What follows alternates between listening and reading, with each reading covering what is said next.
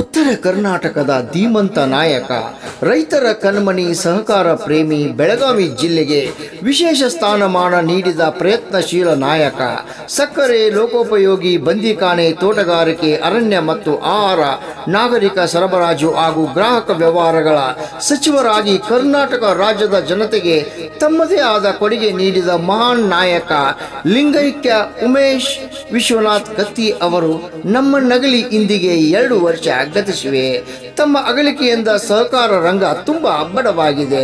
ತನುಮನ ಪೂರ್ವಕವಾಗಿ ತಮ್ಮ ದ್ವಿತೀಯ ಪುಣ್ಯಸ್ಮರಣೆ ದಿನವಾದ ಇಂದು ತಾವು ನಮಗೆ ಹಾಕಿಕೊಟ್ಟ ಮಾರ್ಗದರ್ಶನ ಸವಿ ನೆನಪಿಗಾಗಿ ಭಾವಪೂರ್ಣ ಶ್ರದ್ಧಾಂಜಲಿ ಅರ್ಪಿಸುತ್ತಿದ್ದೇವೆ.